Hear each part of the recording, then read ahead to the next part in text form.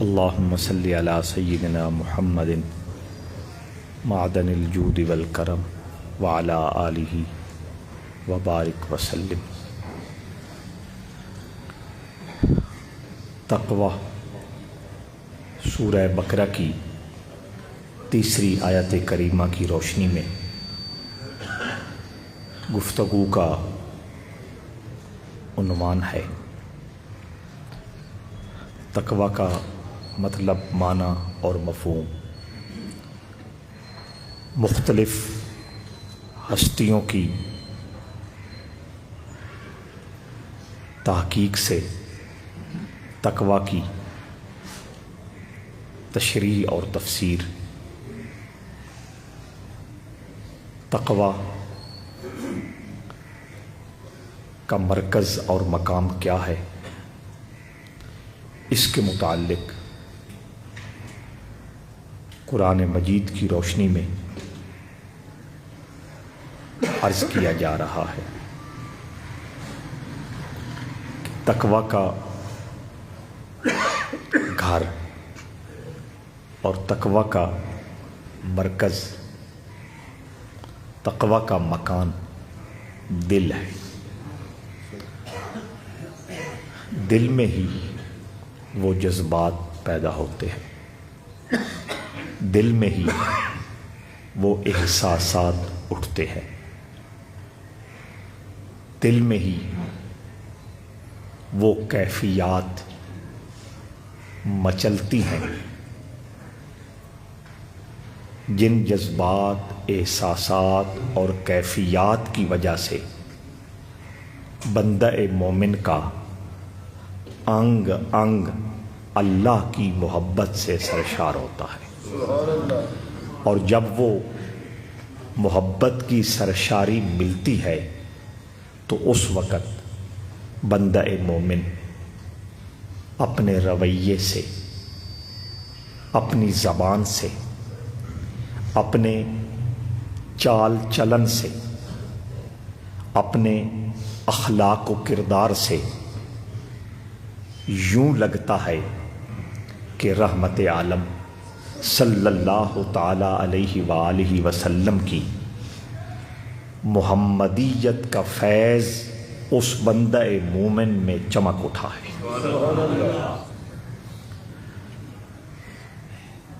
پچھلے جمعۃ المبارک کو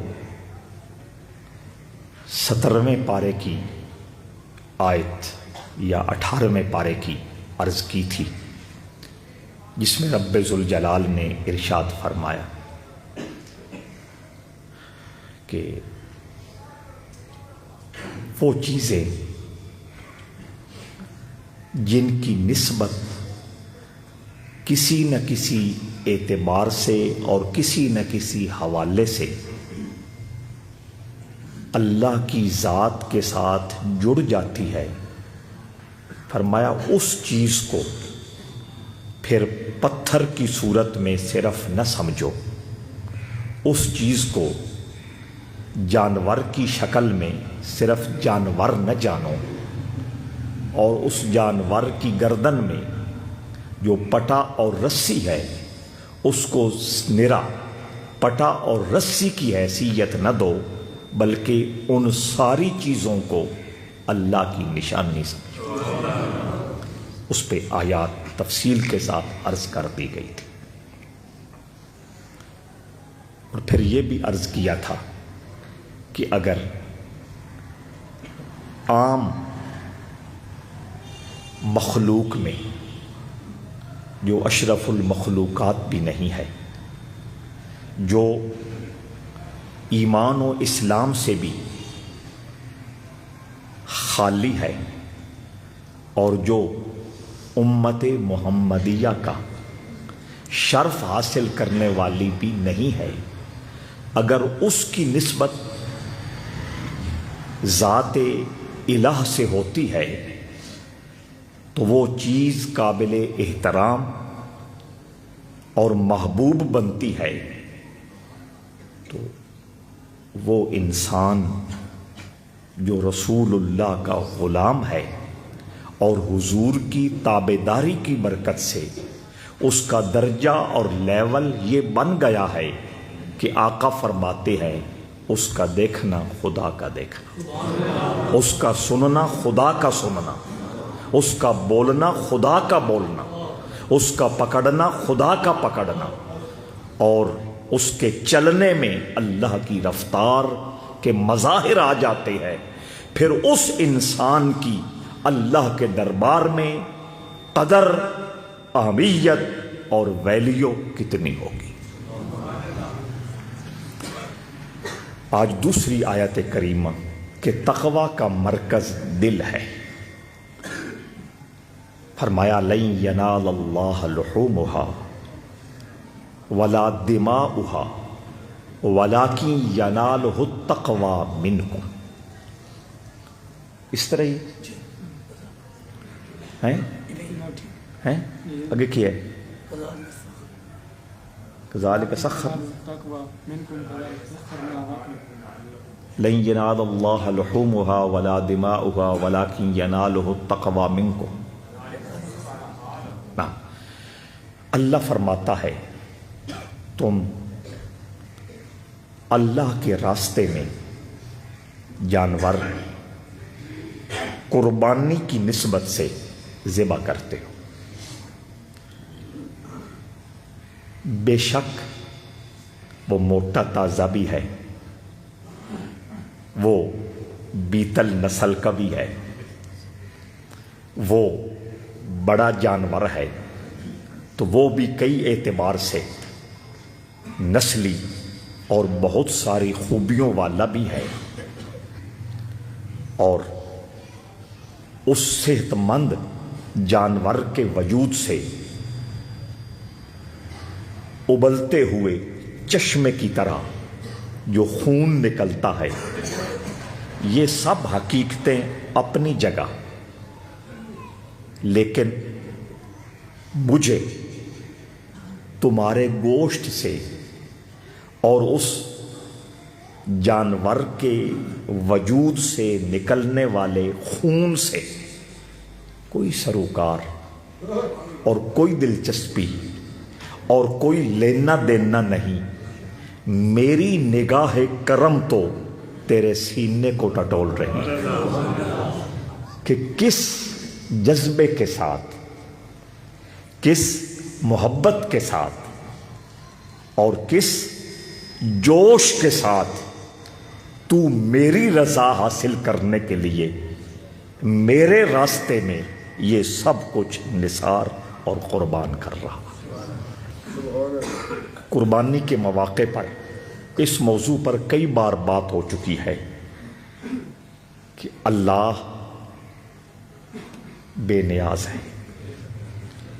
اللہ کو ہمارے مال کی، ہمارے گوشت کی، ہماری دیگر مالی ڈیوٹیوں اور خدمات کی کوئی حاجت اور کوئی ضرورت نہیں ہے۔ اسی لیے اس نے قرآنی ترتیب میں جو پہلی آیت نازل کی اس میں واضح کر دیا کہ وہ تو سارے جہانوں کا آپ پالنے والا ہے۔ الحمدللہ پہلی آیت ہے نا قرآن پاک کی جو موجودہ ترتیب ہمارے پاس ہے، اس کی پہلی آیت ہے۔ اس نے یہی بات سمجھا دی کہ کبھی بھی اس مغالطے کا شکار نہ ہونا اور کبھی بھی اس خود فریبی میں مبتلا نہ ہونا کہ میرے کچھ کرنے سے، میری زکوٰۃ دینے سے، میرا عشر نکالنے سے، میرے صدقات واجبہ یا نافلہ ادا کرنے سے اس کے خزانے میں کوئی اضافہ اور بڑھوتری ہونی ہے۔ فرمایا نہ، رب العالمین، جہاں جہاں خدا کی خدائی ہے سب کی سب میری محتاج ہے، اور ہر ایک کی ضرورتوں کو میں جانتا بھی ہوں اور اپنی شان کے مطابق ان کو بر وقت پہنچاتا بھی ہوں۔ لن ینال اللہ لحومها ولا دماؤها وَلَٰكِن يَنَالُهُ التَّقْوَىٰ مِنکُم، اسے تمہارے گوشتوں کی کوئی، اسے تمہارے خون جو اس کے راستے میں بہا رہے ہو اس کی کوئی پرواہ نہیں ہے، وہ یہ دیکھتا ہے کہ تم کس جذبے کے ساتھ، کس شوق کے ساتھ اور کس محبت کے ساتھ اور کس ولولے کے ساتھ اللہ کو راضی کرنے کے لیے وہ سب کچھ پیش کر رہے ہو اور نثار کر رہے ہو۔ اس لیے جب بھی کوئی مالی عبادت کرنے لگے، کوئی مالی اللہ اور اس کے رسول کی ڈیوٹی دینے لگے، 1000 بار اپنا احتساب کرے، 1000 بار اپنے اندر کو پڑھے اور اپنا من ٹٹولے کہ اس میں اللہ کے علاوہ کوئی شریک تو نہیں ہے۔ فلاں کو خوش کرنے کے لیے، فلاں کے سامنے اپنا نام نکالنے کے لیے، توجہ ہے یا نہیں، اور فلاں سے کوئی مفاد حاصل کرنے کے لیے تو میں یہ نہیں کر رہا۔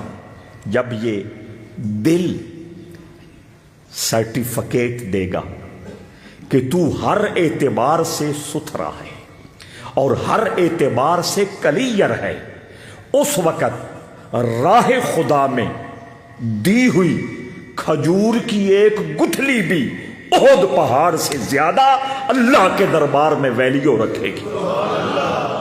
لن ینال اللہ لحومها ولا دماؤها ولکن ینالہ التقوی منکم۔ یہی وجہ ہے، آج یہ بات واضح ہو گئی کہ حضور علیہ السلام نے فرمایا تھا کہ میرا کوئی امتی اود پہاڑ کے برابر اللہ کے راستے میں سونا پیش کر دے، ماسا بھی جیڑا ہن نہیں جھلیندا پیا، اور اود پہاڑ 3 کلومیٹر اور اونچائی، حساب ختم ہو جائیں گے، کلو شلو ختم، ہزاروں میٹرک ٹن کے حساب سے وہ سونا بنے گا۔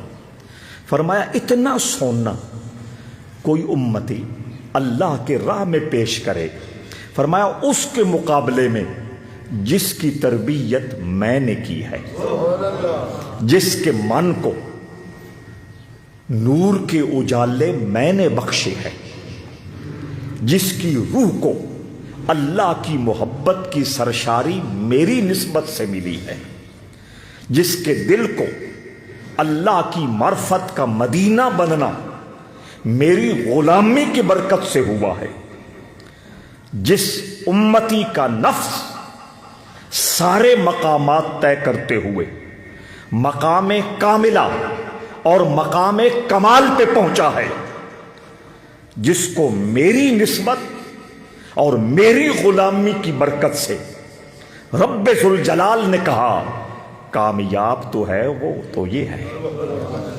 رشد اور ہدایت والا ہے تو یہ ہے۔ ایمان اگر ماڈل اور نمونہ دیکھنا ہو تو رسول اللہ کا صحابی ہے۔ فرمایا یہ میرا صحابی جسے براہ راست میری تربیت کا نور اور فیضان ملا ہے، وہ ایک ٹوپا، اب وہ 2 کلو کہہ لو یا 2 سیر کہہ لو، وہ ٹوپے کی اپنی آگے ونڈ ہے نا۔ حضور نے ٹوپا لفظ بولا، وہ علاقے کے حوالے سے، زمانے کے حوالے سے وزن کا اونچ نیچے ہوتا رہتا ہے، کلو بولو سیر بولو۔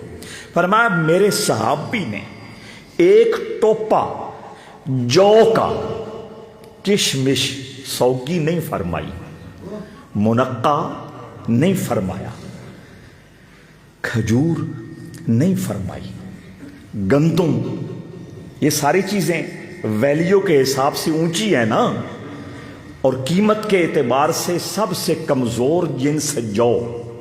فرمایا میرا صحابی 2 کلو یا 2 سیر جو اللہ کے دربار میں پیش کرے، ایک طرف اود پہاڑ کے وزن کا سونا رکھا ہے، دوسری طرف 2 کلو جو رکھے ہیں.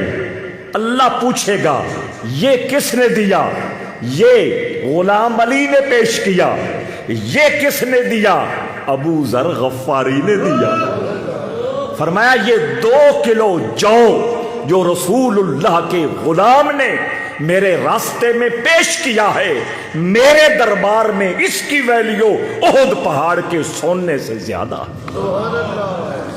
یہ وہ جذبہ ہے اندر کا جس کا اللہ گاہک ہے، جس کا اللہ طلبگار ہے، جس کو اللہ تلاش کرتا ہے، پھر اپنی شان کے مطابق اس بندے کا گریڈ بلند فرماتا. تیسری آیت کریمہ فرمایا ان الذین یغضون اصواتهم عند رسول اللہ اولئک الذین امتحن اللہ قلوبهم للتقوی لہم مغفرۃ واجر عظیم. پچھلے جمعے کو اللہ نے فرمایا شرک بری بلا ہے، ایسا ہی ہے نا. اس کے بعد کہا اللہ کی نشانیوں کا ادب اور احترام کرنا دل کا تقوی ہے. ایسا ہی نا، تفصیل سے بات ہوئی تھی. تھوڑا سا اس کو ذہن میں رکھیے گا پس منظر کے طور پہ. اس آیت کا اور لطف دوبالا ہو جائے گا.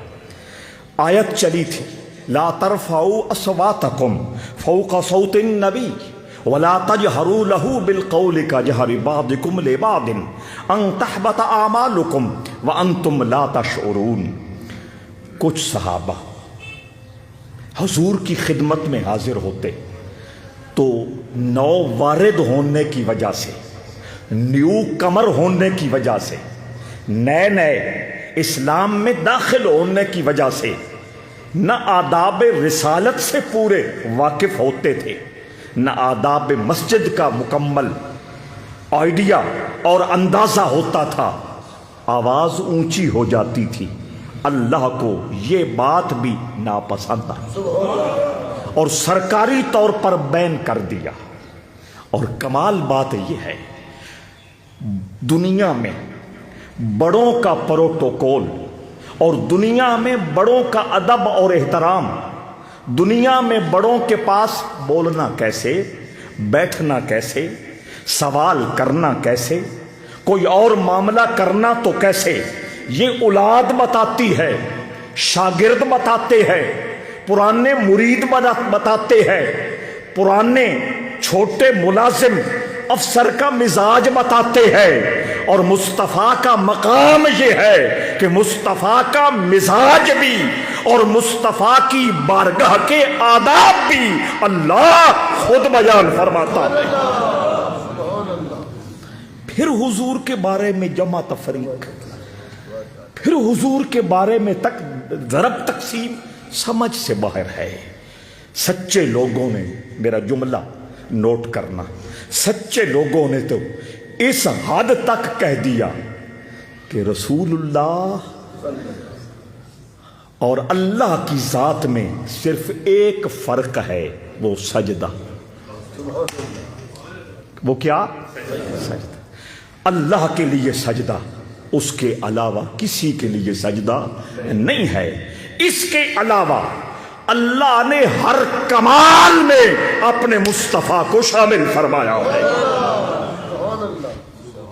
پھر یہ جمع تفریق، پھر یہ ضرب تقسیم.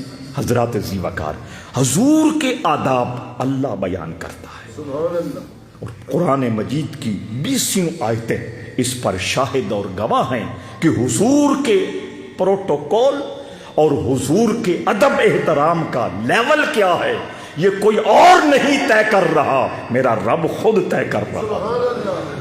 تو وہ نئے لوگ جب سلسلے میں اور اسلام میں داخل ہوتے تو وہ پرانے لوگوں کی طرح منجے ہوئے اور پرانے لوگوں کی طرح آداب سیکھے ہوئے. یہی وجہ ہے ہوں تو چونکہ وہ ٹیڑھی بیتل رل چکی نا، پتہ ہی کوئی نہیں بھی ولایت کیا ہے، ولی کون ہے، خانقاہ کیا ہے، خانقاہ کا نظام کیا ہے، خانقاہ کا مقصد اور منشور کیا ہے. اب ایک ہی ہے، کوئی کام نہ ملے پیر بن جاؤ، نہ سرٹیفکیٹ کی ضرورت، نہ کسی ڈگری کی ضرورت، نہ کسی تجربے کی ضرورت۔ الٹا ہم یہ دیکھ رہے ہیں جو جتنا چبل ہوتا ہے اتنا ہی وہ لوگوں کے درمیان پہنچا ہوا ہوتا ہے یا نہیں؟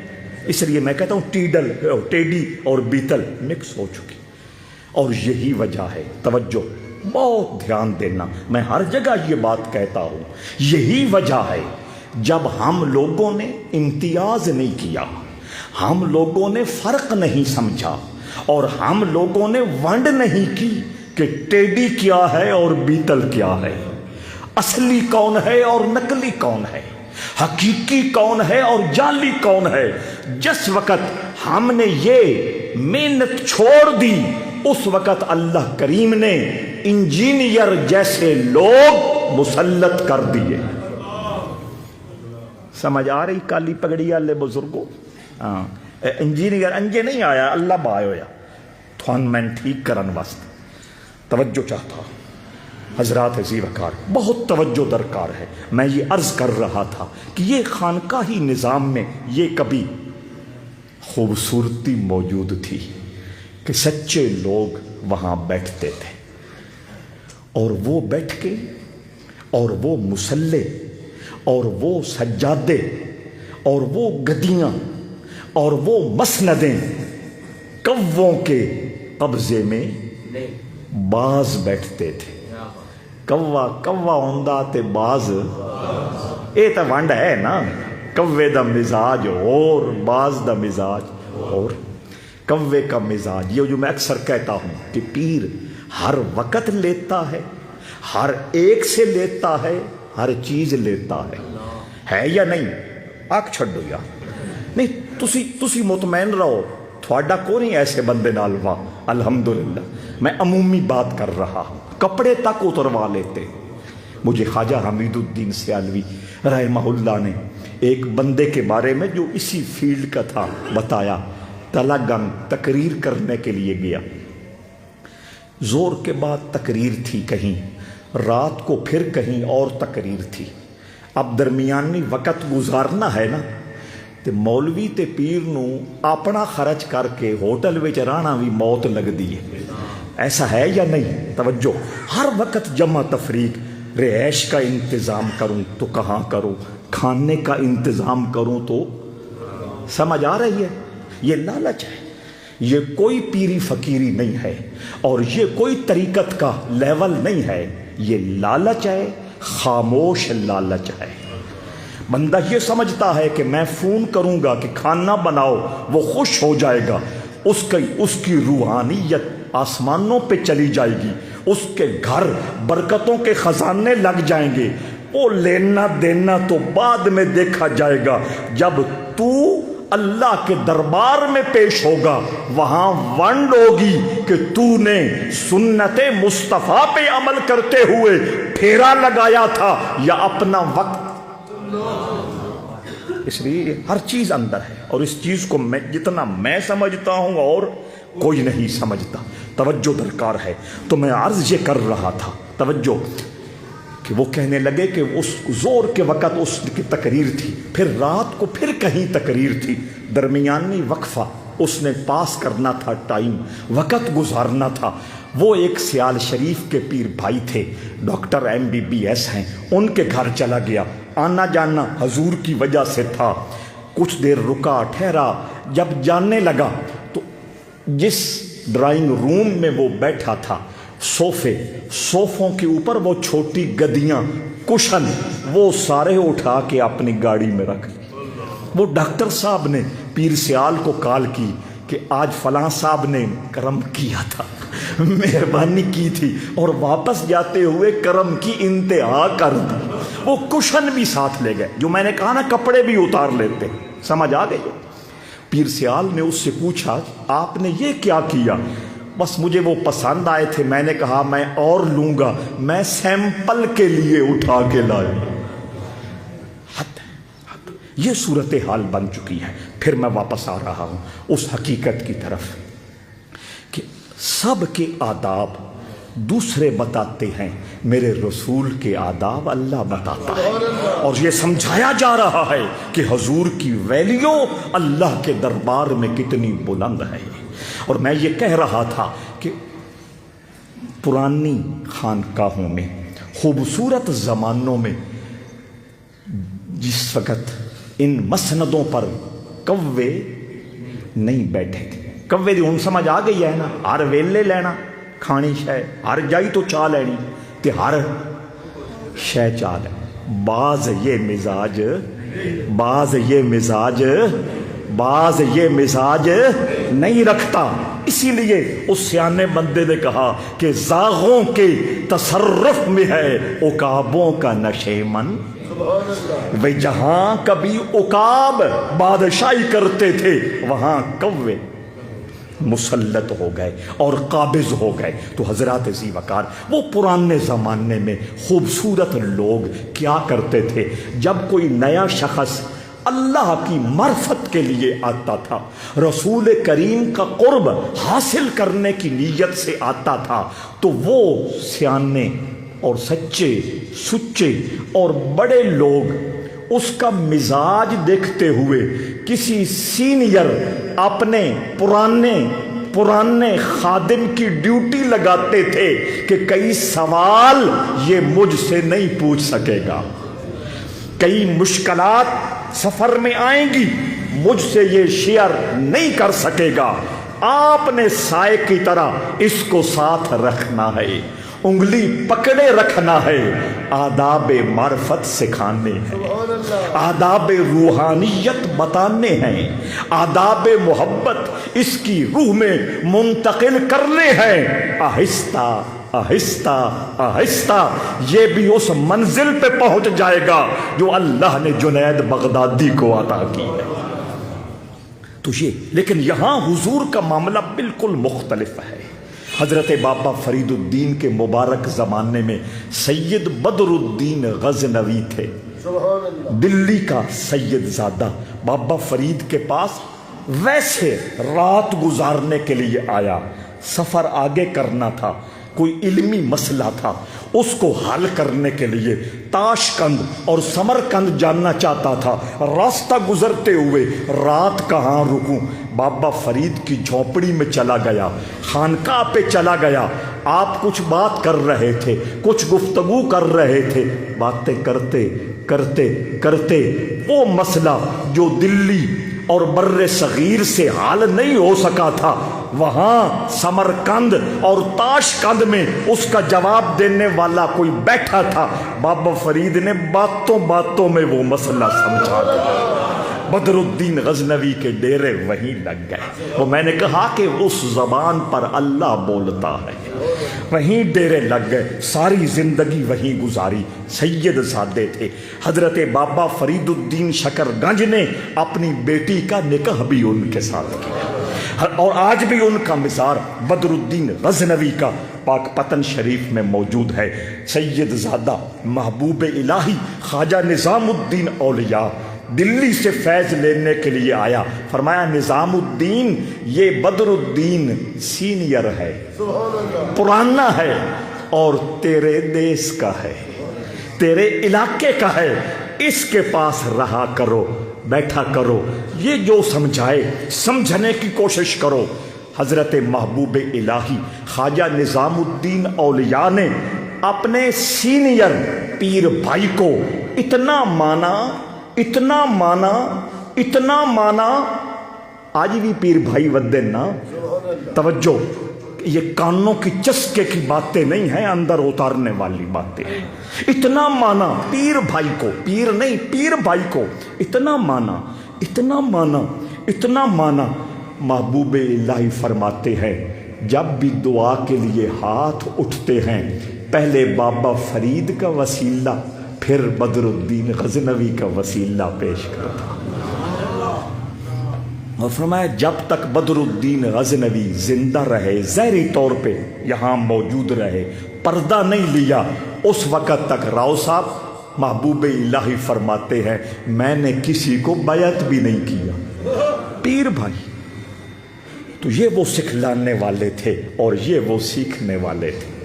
حضرات ذی وقار بات دوسری طرف جا رہی ہے، میں اپنی بات کو پھر سمیٹنے کی کوشش کر رہا ہوں کہ حضور کے آداب اللہ سکھاتا ہے۔ تو وہ کچھ لوگ اونچی آواز میں بولتے تھے، اللہ کو ناگوار گزرا، بین کر دیا، پابندی لگا دی کہ اے ایمان والو، کیا اے ایمان والو، میرے محبوب کی بارگاہ میں جب حاضری ہو جائے اپنی آوازوں کو پست کر لو، اپنی آوازوں کو ہلکا کر لو۔ تم جان بوجھ کے بولتے ہو یہ بھی عذر، اگر تم ساؤنڈ کے حساب سے کچھ ہوتا ہے نا ذرا گلا وڈا ہوتا اچیرا بول دے ہوتا کہ نہیں، ساڈا گواڈی بھی پائی آ اللہ دی بارگاہ پیش ہو گیا، یہ ہوتا ہے، بندے کا اپنا بس نہیں ہوتا، وہ ایک ہوتا ہے قدرتی طور پہ اس کی آواز اونچی ہوتی ہے۔ فرمایا کچھ بھی ہو تم اللہ کے اس حکم کے پابند ہو کہ میرے رسول کی آواز سے تمہاری آواز، یہ میں نے اس لیے کہا کہ کچھ جان بوجھ کے بول پڑتے ہیں غلطی کی وجہ سے، اور کچھ کا ساؤنڈ سسٹم ان کے وس میں، ان کے اختیار میں نہیں ہوتا۔ ایک صحابی ثابت بن قیس، ان کا ساؤنڈ سسٹم ذرا تکڑا تھا، آواز اونچی نکلتی تھی، انہوں نے حضور کی خدمت میں آنا جانا چھوڑ دیا۔ کچھ دنوں کے بعد حضور نے کہا ثابت بن قیس نہیں آ رہے، پتہ کرو۔ پیش ہوئے، آقا نے فرمایا کہاں ہوتے ہو؟ فرمایا لا ترفعوا اصواتکم فوق صوت النبی، اللہ نے جو کہہ دیا محبوب کی آواز سے خبردار آواز بلند نہ ہو، میں کے کراں وس کوئی نہیں، مجبور ہوں، ساؤنڈ سسٹم میرے کنٹرول میں نہیں ہے، آواز اونچی ہو جاتی ہے۔ اللہ اکبر۔ آقا اس ادب پر، اس نیاز پر، اس محبت کی معراج پر اتنا راضی ہوئے، اتنا خوش ہوئے، فرمایا کیا تو یہ پسند نہیں کرتا زندہ رہے تو عزت سے رہے، دنیا چھوڑے عزت سے چھوڑے، درجہ شہادت پائے اور جنت کی بہاروں کا مالک بنے؟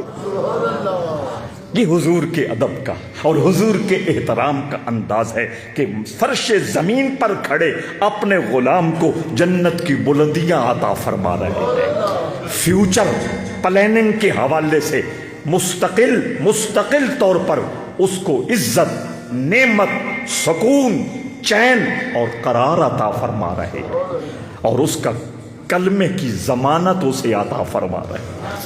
خیر میں بات یہ کر رہا تھا، اپنی آوازوں کو حضور کی آواز سے بلند نہ کرو۔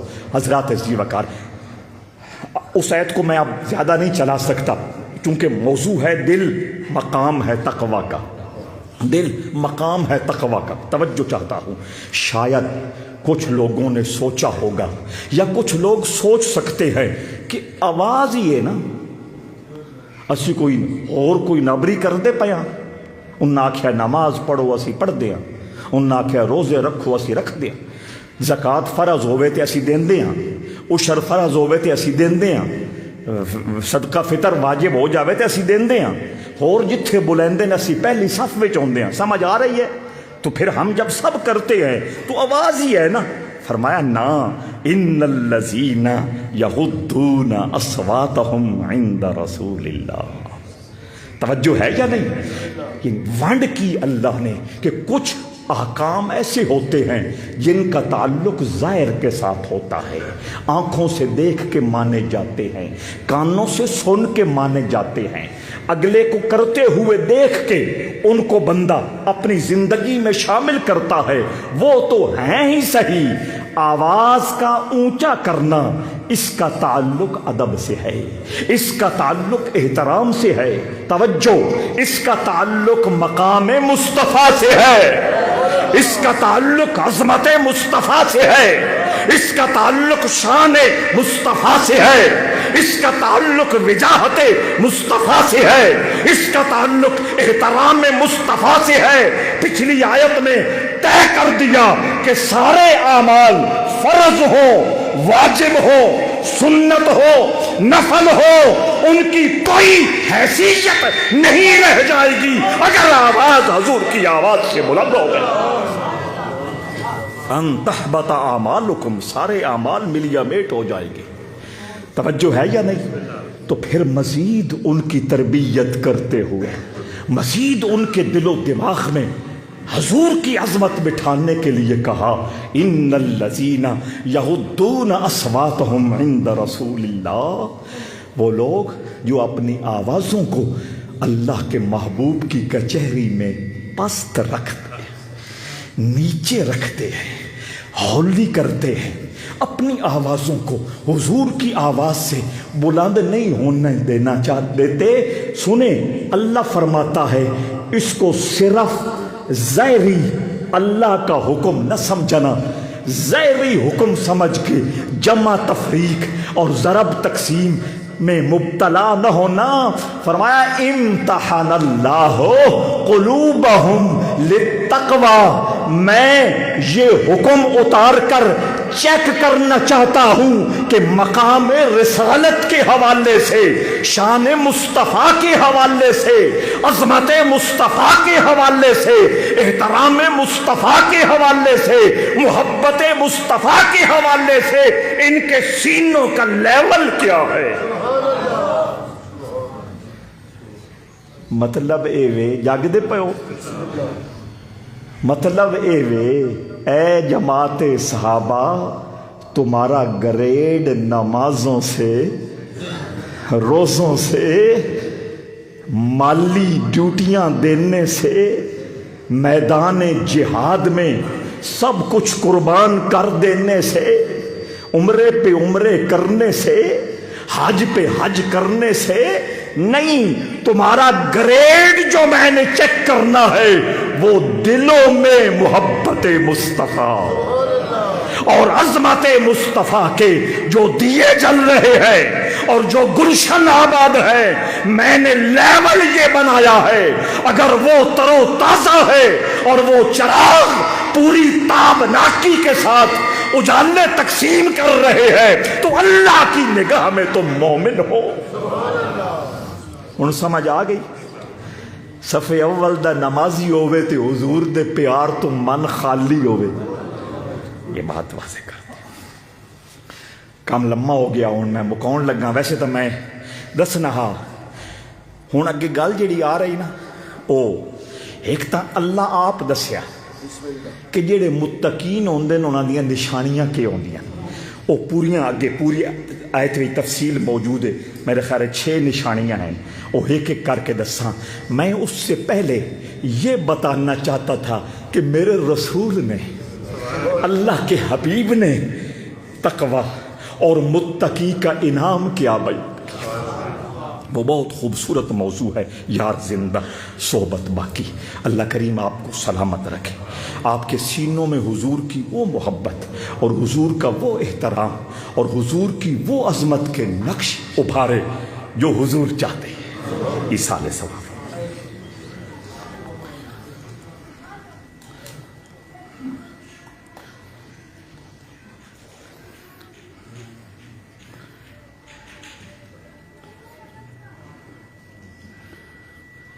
برحمتک یا رب۔